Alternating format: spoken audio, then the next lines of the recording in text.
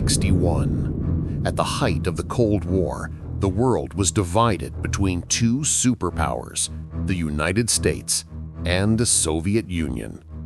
Both armed with nuclear weapons capable of destroying each other in minutes, their rivalry was not only on Earth, but now it extended into the heavens.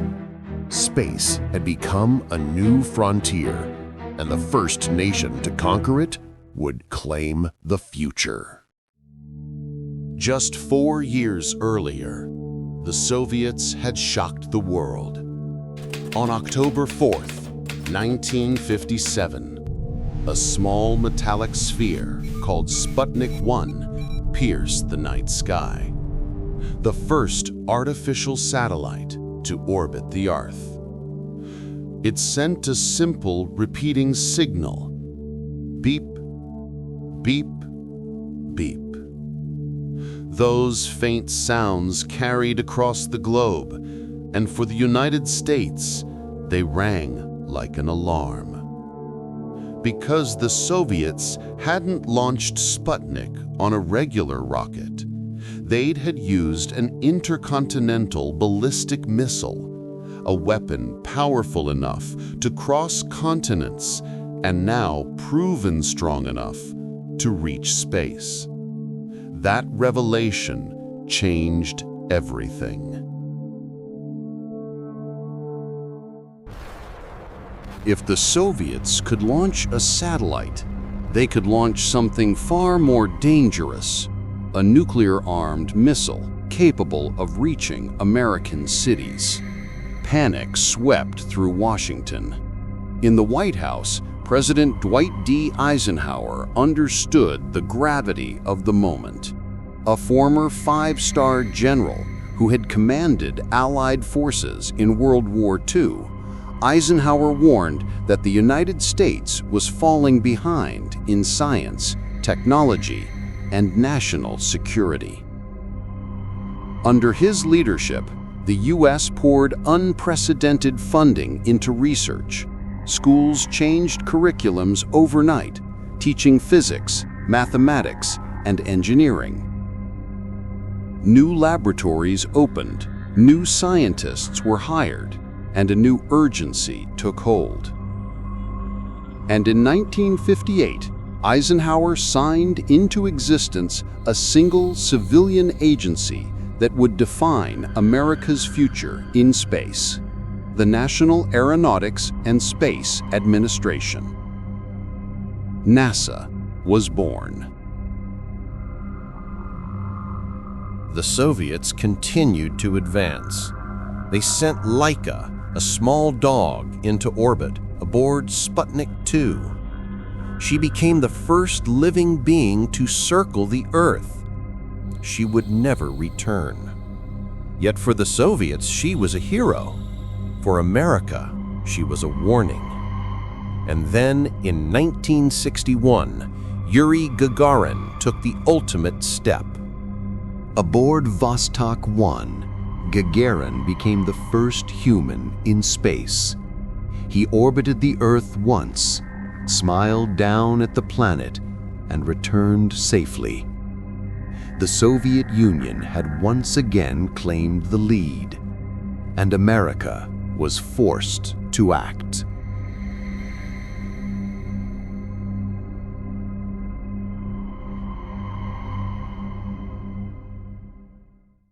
Just weeks later, Alan Shepard became the first American in space.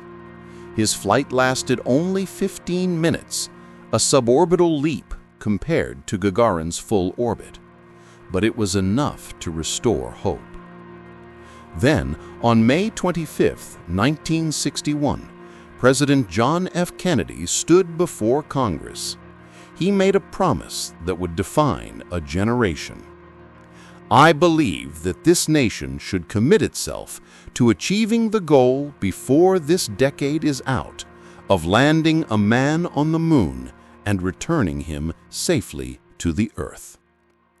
At that moment, America had just 15 minutes of human spaceflight experience, and yet Kennedy had set the impossible as the nation's mission.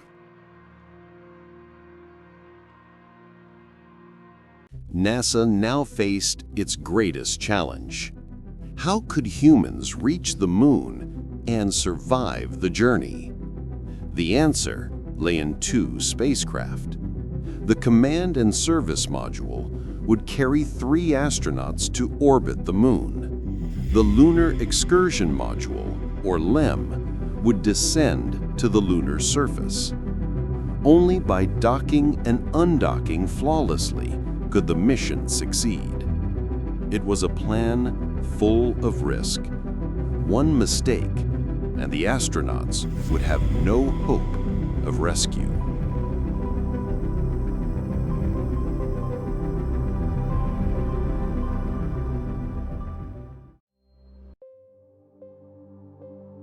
Years of pioneering research followed. The Mercury Program, 1958 to 1963, had one purpose: prove that Americans could survive and work in space. Small capsules, 1 astronaut at a time, riding early rockets that weren't even designed for humans.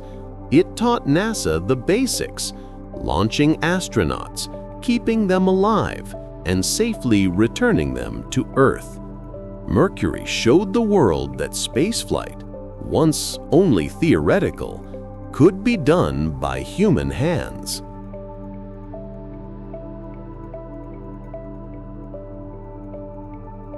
The Gemini Program, 1965 to 1966, took the next step: prepare for the moon.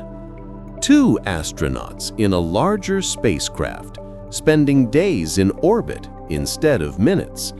Astronauts learned orbital docking, long-duration flight, and how to spacewalk, all essential skills for Apollo. Gemini also proved that spacecraft could meet, connect, maneuver, and operate like vehicles, not just falling objects in space. And yet, tragedy struck. By the time NASA reached Apollo 1, the stakes were higher than ever. The spacecraft was larger, more complex, and built to carry humans farther than anyone had ever attempted. But the Apollo capsule had problems even before the test. Communications were weak, scratchy audio, poor signal, and long pauses between responses. Hey, how are we gonna get to the moon if we can't talk between 3 buildings? I can't hear that thing you're saying. Jesus Christ.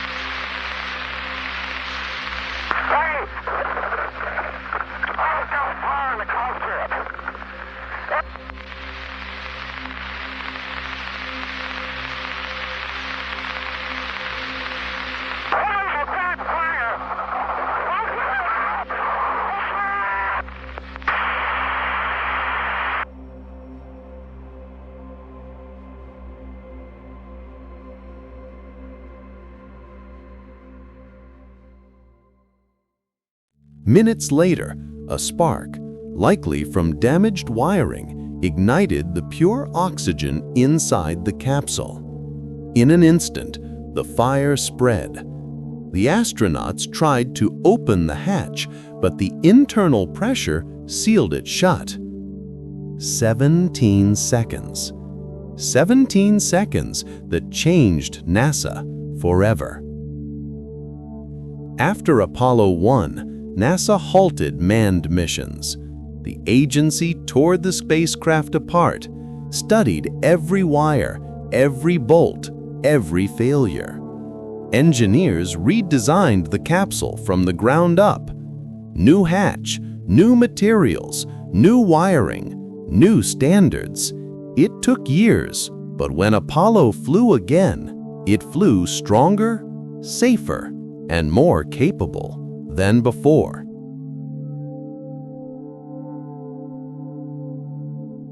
By December 1968, Apollo 8 orbited the Moon. You aren't getting it.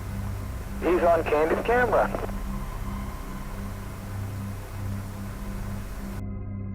For the first time, humans saw Earth rising over the lunar horizon, a fragile blue marble in the blackness of space. It was breathtaking and terrifying.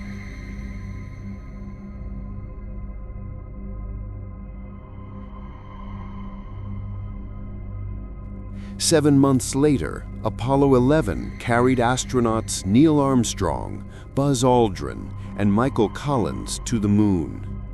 Armstrong and Aldrin stepped onto the surface. That's one small step for man, one giant leap for mankind. That's one small step for man, one giant leap for mankind.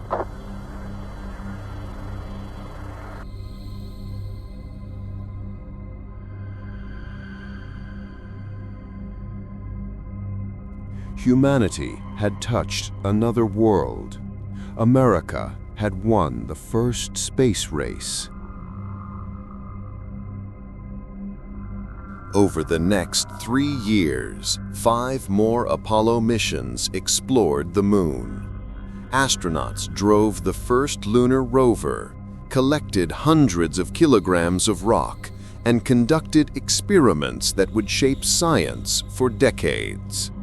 But with victory achieved, interest waned, budgets were cut, and in 1972, Apollo 17 left the Moon for the last time. The United States walked away, leaving the Moon silent once more. Meanwhile, the Soviet Union's lunar ambitions failed.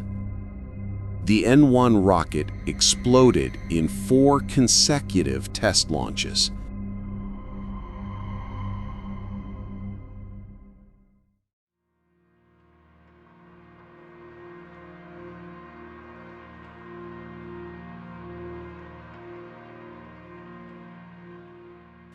Many were killed in the secretive program.